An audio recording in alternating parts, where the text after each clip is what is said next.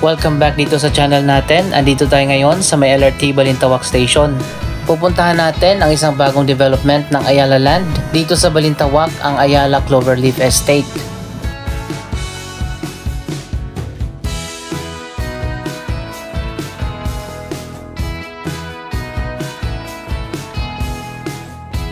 Mula dito sa LRT station, kitang-kita naman natin ang lawak ng Cloverleaf Estate, isang bagong development ng Ayala Land. Aalamin natin ang mga latest na project na ginagawa dito, pati na rin ang mga future development na itatayo. May bakanting area dito sa tabi ng LRT Balintawak Station. Sakop pa ito ng Ayala Land Cloverleaf Estate. Sa ngayon hindi pa natin alam kung ano ang itatayo dito sa area na to. Kung ako ang tatanungin, mas bagay dito na itayo ang isang transport hub. Katabi lang ito ng LRT station, pati na ng EDSA busway station din.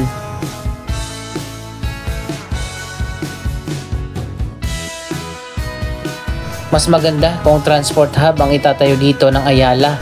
Tapos i-connect na lang sa LRT, parang One Ayala Grand Terminal doon sa Ayala MRT.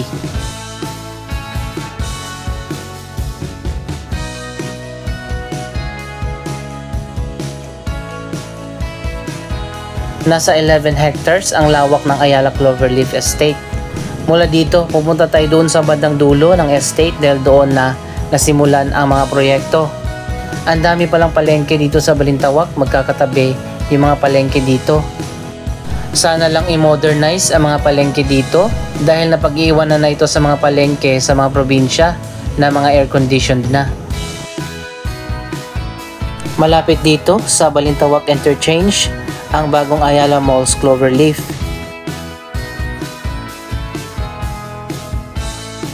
Ito yung unang mga proyekto na naitayo na dito sa Cloverleaf Estate, kasama na dyan ang Avida Tower Condominium.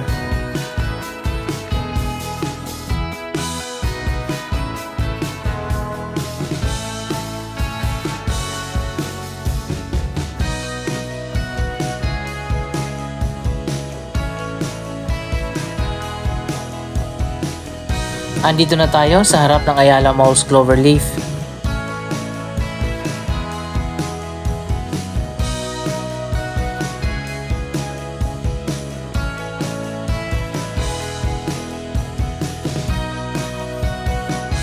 Medyo matagal na rin na hindi ako nakapunta dito sa may Ayala Malls Cloverleaf.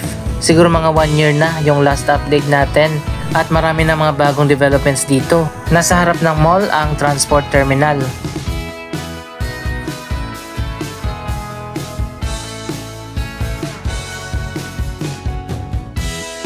Papasok na tayo dito sa loob ng mall at alamin natin yung mga bagong developments pati na doon sa likod.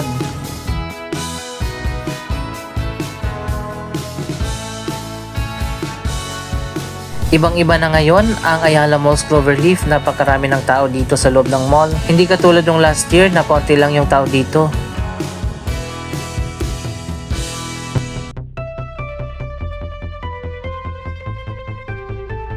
Anyway guys, ang dami mga cosplayer dito sa loob ng mall.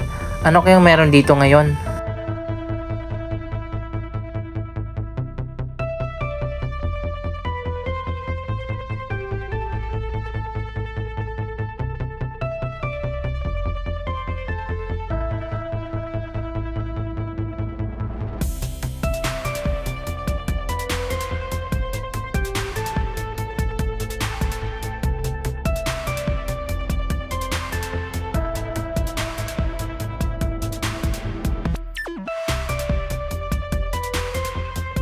Naging popular hangout na nga at meeting place ang Ayala Malls Cloverleaf.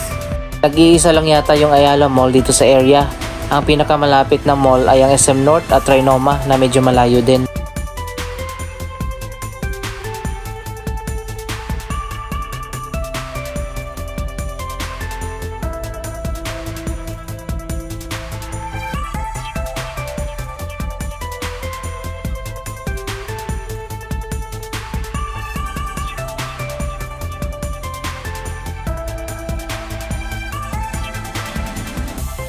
Andito pa lang tayo sa first floor. Marami pa sigurong tao dun sa taas.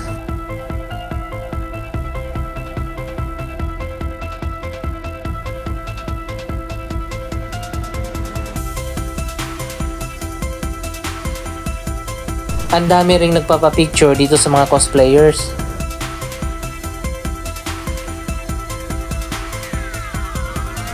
So ayan guys, na-distract na nga ako at nawala na ako sa focus.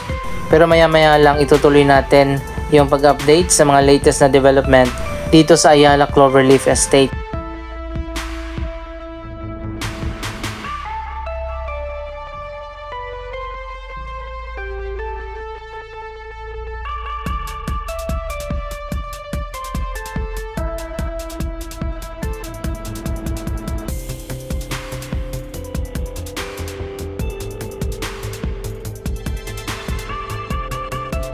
Akyat tayo dun sa taas para makita natin kung ano meron dyan sa gitna.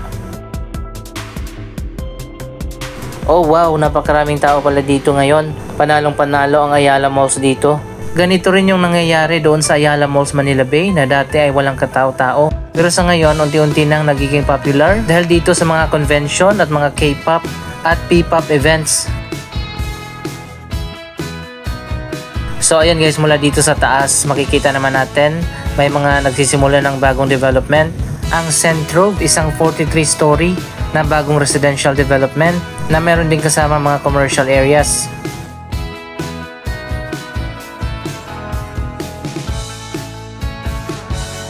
Ang Ayala Cloverleaf Estate ay isang pocket development ng Ayala Land.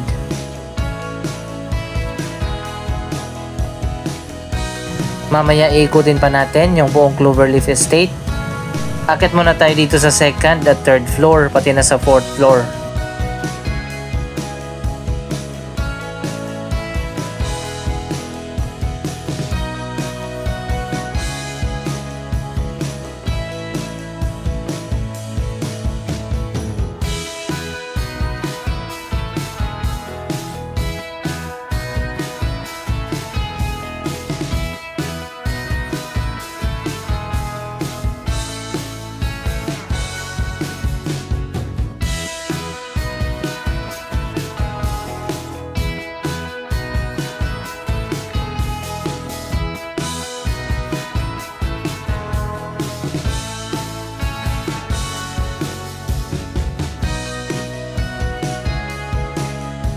Maganda rin ang kanilang Christmas decorations, talagang hindi tinipid.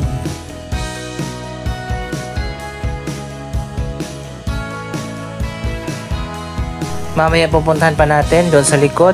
Marami pang mga bagong developments dito sa Ayala Cloverleaf. Andito naman sa third floor ang food court. Malawak yung food court area at maraming food choices. Paikot dito sa third floor ang mga food stalls.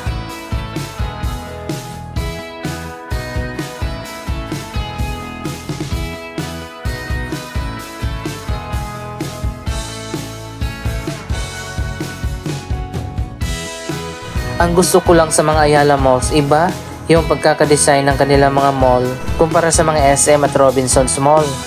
Hindi rin pare-parehas ang design ng bawat Ayala Malls.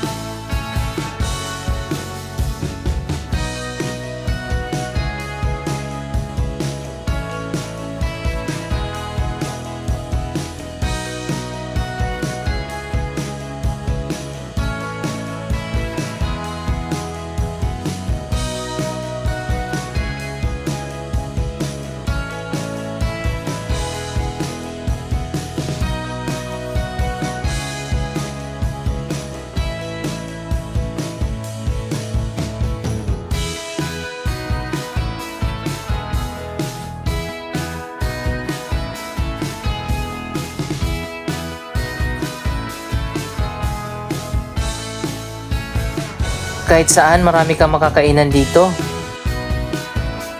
Ito naman yung isang bahagi ng food court na may view.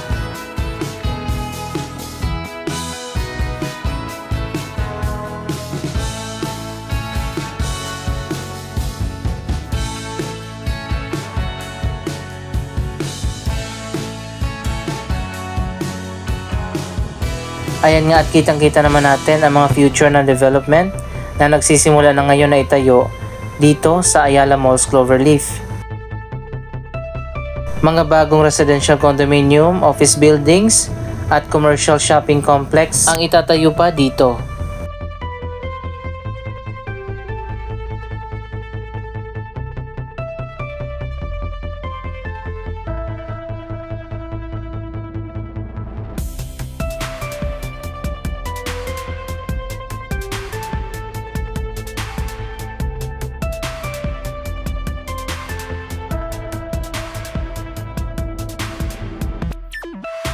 Sa susunod na mga taon, mas lalo pang gaganda ang Ayala Cloverleaf Estate dito sa Balintawak.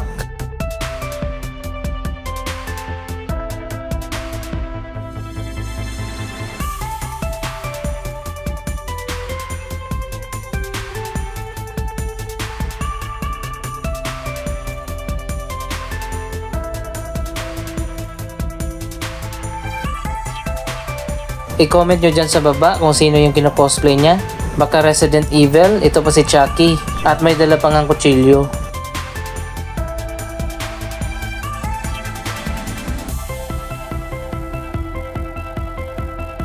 Ito pa may dalang CCTV.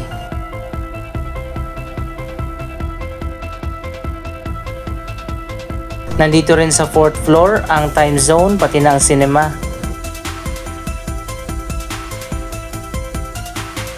Pupunta na tayo dun sa baba at sa likod naman titingnan natin yung mga bagong developments. So ayan guys, dito sa likod nagsisimula pa lang ang mga bagong developments na itatayo dito.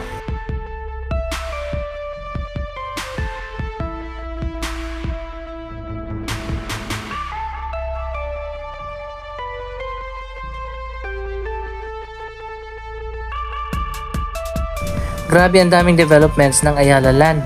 Hindi lang dito sa iba't ibang syudad sa Metro Manila, pati na sa outside Metro Manila, sa Luzon, Visayas at Mindanao. Dito sa likod, 2 residential tower na ng Avida ang naitayo na. Ang ikatlong tower ang ginagawa na ngayon.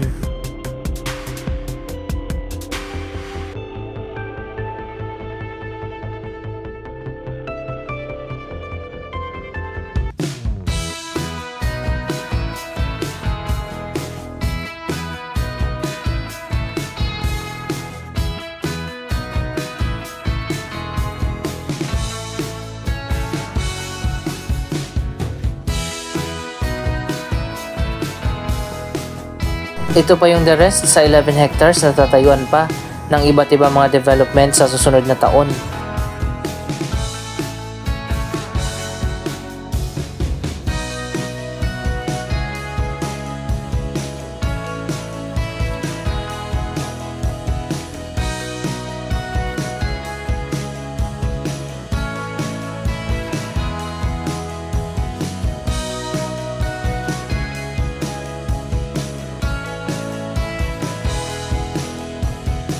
So ayan guys, makikita nyo naman kung gaano kalawak pa ang Ayala Cloverleaf Estate.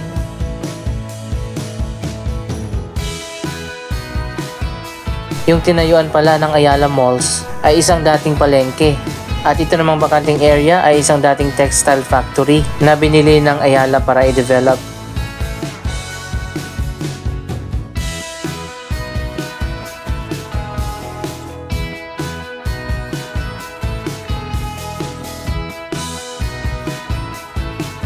Pwede pa talaga dito magtayo ng isang transport hub. Dapat dito sa Balintawak meron yung parang One Ayala. Para yung mga bus na galing sa North, hindi napapasok ng EDSA. Maganda rin kasi pwedeng i-connect sa LRT at sa EDSA busway.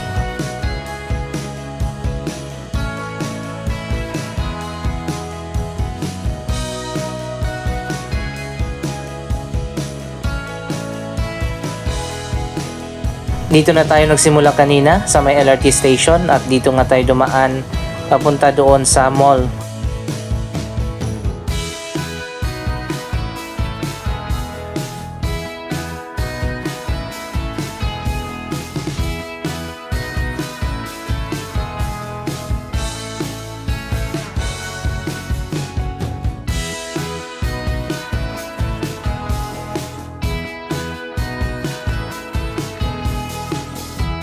Anong masasabi nyo sa mga development dito sa Ayala Cloverleaf Estate. Mag-comment lamang dyan sa baba ng inyong mga reaksyon.